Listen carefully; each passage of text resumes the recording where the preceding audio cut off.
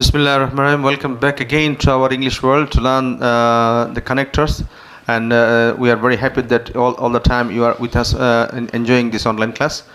And exactly this is a blessing of our present government that is given us the chance to start the class in this way, and hopeful that in day after tomorrow we'll definitely develop our system of teaching much more way and better way and scientific way. Today we're going to start the class on connector. The second class, in other classes I just informed you that today we'll discuss the connectors that will be placed in a sentence. That means there will be two sentences, a complex sentence, and in between a complex sentence it will be used. So let's see which are the words or connectors that we are to use in the middle. So look at the whiteboard and try your best to memorize the connectors so that it will help you. Definitely you will also need to perform some exercise on it, and the next class we will discuss elaborately creating a situation and context so that you can guess how the connectors are frequently used in different situations. Let's see the whiteboard and enjoy the class.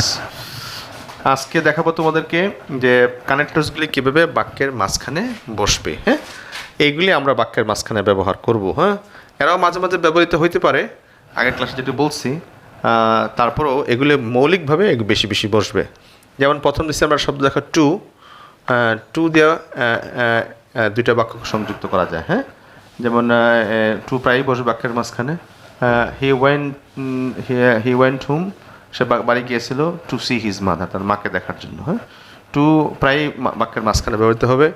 আবার আছে in order to, এটাও বাক্যের মাঝখানে ব্যবহার হবে। হ্যাঁ, they went home in order to help their family. হ্যাঁ, দেখছো দুই দিকে দুইটা বাক্যর মাঝখানে সে বসলো। আবার আসে টু টু, এটা তোমরা জানো ব্যবহার। হ্যাঁ, the boy is too weak to walk, হ্যাঁ এটাও ব্যবহৃত হয়। The man is too poor to buy land, এরকম আসবে। সো দ্যাটটা তো সবসময় ব্যবহৃত হবে, বেশি বেশি ব্যবহৃত হবে। The man is so poor that, অথবা দ্য ম্যান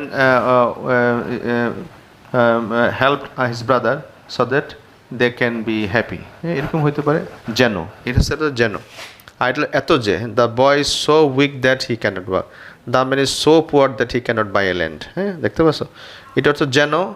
যেমন হি কেম টু মি, সে আমার কাছে আসিয়েছিল so that I can help him, তাহলে যেন আমি তাকে সাহায্য করতে পারি। আর এটা হলো সো ড্যাশ দ্যাট, এটা the boy is so weak that he cannot walk. হ্যাঁ, বিকজ দেয়া বাক্যের মাঝখানে বসবে। যেমন লিখতে পারি, হ্যাঁ he return home because he wanted to manage some money, বাড়ি গিয়েছিল। বিকজ অর্থ এটা কারণ বোঝা, ফর অর্থ কারণ, আর বিকজ অফ হলো কারণে। হ্যাঁ, তিনটা বসতে পারে। ফর অর্থ জন্য, দে ফট ফর দ্য কান্ট্রি, হ্যাঁ তার দেশের জন্য যুদ্ধ করিয়েছিল। অথবা they went to Dhaka for they needed some money, তাদের কিছু টাকা প্রয়োজন ছিল। বিকজ অফ অর্থ কারণে। এটা সিম্পল সেন্টেন্সের মধ্যে ব্যবহৃত হবে। লিস্ট তো না জানি। The boy ran fast. Least he missed the train. Least he missed the class. হ্যাঁ, না জানে সেই ক্লাস মিস করে। হ্যাঁ, হ্যাঁ এখানে শুড ব্যবহৃত হবে। Lest should miss the class. হ্যাঁ, এটা শুডের একটা ব্যবহার আছে। লিস্ট থাকলে শুড আসবে।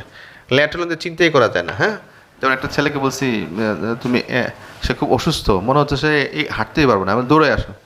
হ্যাঁ, the boy can not walk. হ্যাঁ, লেট অ্যালোন রানিং, দৌড়ে চিন্তাই করা যায় না। এজিফ অর্থ যেন, দুই দিকে দুটো বাক্য আসবে এজিফের। হ্যাঁ, প্রথম অংশ প্রেজেন্ট হলে পরের অংশ পাস্ট টেন্স হবে। যেমন হি স্পিক্স অ্যাজ ইফ, হ্যাঁ হি ওয়ার ম্যাড, সেজন্য পাগল। হ্যাঁ, as if he were mad. He speaks past tense যদি he spoke as if he, কী হবে পাস্ট পারফেক্ট হবে, হ্যাড বিন ম্যাড। তারপর প্রোভাইডিং, এটাও যদি বোঝায় উই শ্যাল প্লে ক্রিকেট, মানে ক্রিকেট খেলবো। প্রোভাইডিং যদি দ্যার ইজ নো রেইন, অথবা there is providing it doesn't rain, যদি বৃষ্টি না হয়। হো বাক্যের মাঝখানে বসলে হবে যে, বাক্যের শুরুতে বসলে হবে কে। হ্যাঁ, হুইচ বাক্যের শুরুতে বসলে বসবে কোনটি, বাক্যের মাঝখানে যেইটি। হোম অর্থ কাকে, বাক্যের মাঝখানে বসলে হবে যাকে। হোয়েন অর্থ কখন, বাক্যের মাঝখানে হবে যখন। হোয়াই অর্থ কেন, বাক্যের মাঝখানে আসবে যেন। এটার উদাহরণগুলি আমরা তোমাদেরকে আগামী ক্লাসে দেখাবো ইনশাল্লাহ। আগে পরিচয় করে দিচ্ছি। অ্যাজ দিয়ে সমমনা কাজ বোঝাবে। সো অ্যাজ দিয়ে নেগেটিভ বাক্য, যেমন হ্যাঁ he is as strong as me, সে এত শক্তি যে তুমি আমি। এটা হবে he is not so strong as me, সে তাহলে সো অ্যাজ দিয়ে বোঝা নেগেটিভ। আর he is as strong as me, সে সেম এটা একটু ভিন্নতা থাকবে এখানে। অর দিয়ে নাবোধক বাক্য বোঝাবে, যেমন read or you will fail, negative বাক্য বোঝাবে। হ্যাঁ, আনটিল পর্যন্ত, আনলেস তোমরা জানো আগে বলা হয়েছে। হোয়ার এজ অর্থ যত যে খুব গুরুত্বপূর্ণ বিষয় হোয়ার এজ অথচ হ্যাঁ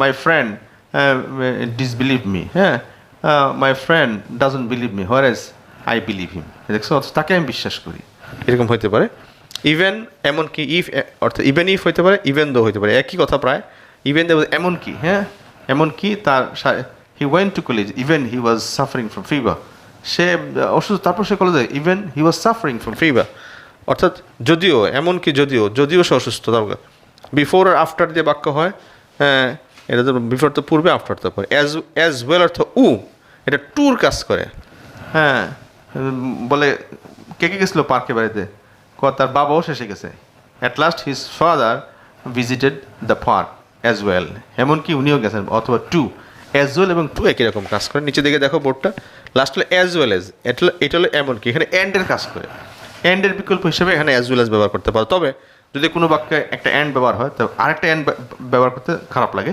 তারপরে আবার যদি অ্যান্ড দিতে হয় তা না তুমি অ্যাজ ওয়েল এজ দিতে পারো অর্থাৎ একটা বাক্যে দুইটা অ্যান্ড দিও না একটা বাক্যে কম্পাউন্ড বাক্যে একটা অ্যান্ড দিচ্ছ পরে আবার যদি অ্যান্ড দেওয়ার প্রয়োজন মনে করো অ্যান্ড না দিয়ে তুমি কী দেবে এখানে অ্যাজ ওয়েল এজ ব্যবহার করবে তারপর সে কিন্তু বাট এটা বিপরীত কথা বোঝা তোমরা জানো বাক্যের মাঝখানে প্রায় বিপরীত কথা আসবে I like milk but not egg এই হলো এগুলি বাক্যের মাঝখানে আসবে তোমরা আজকে তোমাদের কাজ হলো তোমাদেরকে একটু সময় দেওয়া হলো বোর্ডটা আবার দেখানো হবে তোমাদেরকে তোমরা এগুলো মুখস্থ করো মুখস্থ করার পরে আমরা আগামী ক্লাসে তোমাদের সাথে এটা নিয়ে বিস্তারিত আলোচনা করবো আশা করি তোমরা শুনছো একটু আবার আলোচনা করে দিই টু দিয়া বাক্যের মাথা টু দিয়া উদ্দেশ্য বোঝাবে এটা উদ্দেশ্য বোঝায় আর এটা দেয়া হ্যাঁ খুব বোঝায় the boys too weak to walk খুবই দুর্বল হাঁটার বেলায় এখানে টু অর্থ কি খুব এবং বেলায় এদিকে খুবই দুর্বল হাঁটার বেলায় এটাকে যদি তুমি কমপ্লেক্স করো এখানে যাও তাহলে হবে the boy is so weak that he can not walk এই বাক্যটা সিম্পল এই বাক্যটা কমপ্লেক্স সেন্টেন্স হবে হ্যাঁ আর এটাও কমপ্লেক্স সেন্টেন্স হবে যখন আমরা বাক্য উদ্দেশ্য বুঝাবো জানো সে আমার কাছে আসিয়াছিল যেন আমি তাকে সাহায্য করি হ্যাঁ এগুলি একই অর্থ প্রায় কারণ বুঝাবে এগুলি কারণ বুঝাবে লিস্ট অর্থ না জানি হ্যাঁ মনে রাখবো লিস্ট অর্থ কি না জানি the boy ran fast lest he should miss the train এনে একটা শুডের ব্যবহার আসবে সবসময় বাধ্যতামূলক লেটার চিন্তা করা যায় না অর্থাৎ তাকে দিলাম 5 কেজি মাল আলগা তুলানোর জন্য আসলে সে আমি জানি সে অসুস্থ সে 1 কেজি পারবে না হ্যাঁ যে 1 কেজি পারে না 5 কেজি চিন্তাই করা যায় না হ্যাঁ অ্যাজ ইফ অর্থ যেন এটা একটা ভাবনা কল্পনা একটা সন্দেহ বোঝাবে বা একটা অনুমান বোঝাবে সে কথা বলতো মনে হয়তো যেন সে পাগল হ্যাঁ প্রোভাইডিং এটাও যদি বোঝায় ইফের কাজ করবে এটা আর এইগুলি মনে রাখতে হবে রিলেটিভ প্রোনাউনগুলি 2 রকম অর্থ প্রকাশ করে বাক্যের শুরুতে আসলে হু অর্থ যে বাক্যের মাঝখানে আসলে যে হুইচ দিয়া শুরু হলে বাক্য কোনটি বাক্যের মাঝে যেটি হোম দেয়া কে কাকে বাক্যের মাঝে যাকে হোয়ের অর্থ কখন বাক্যের মাঝে যখন হোয়াই অর্থ কেন বাক্যের মাঝে যেন দেখছো অ্যাজ ইজ দিয়ে সম্ভাবনা বোঝাবে সো এজ দিয়ে একটু বিপরীত বোঝাবে যেমন he is not so strong as me সে এত শক্তিশালী যতটুকু আমি অর দিয়া না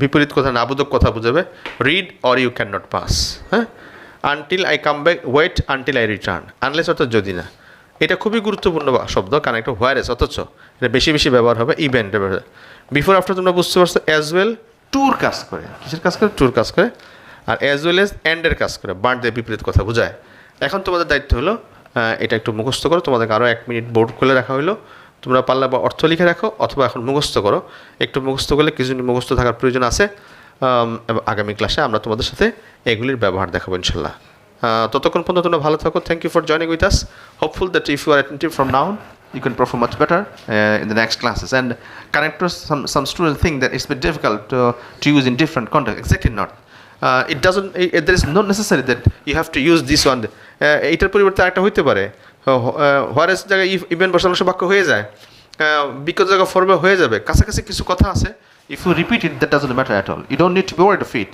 you just can start using it first teachers are not so cruel that they will cut your answer they will give you sometimes good right answer exact mark they will provide you inshallah don't worry start writing from now on and try your best to counsel with your friend if you counsel regularly definitely your career will be developed no doubt but if you not counsel your career will not be developed we're all the time with you thank you very much for joining with us khuda hafiz assalamu alaikum wa rahmatullahi wa barakatuh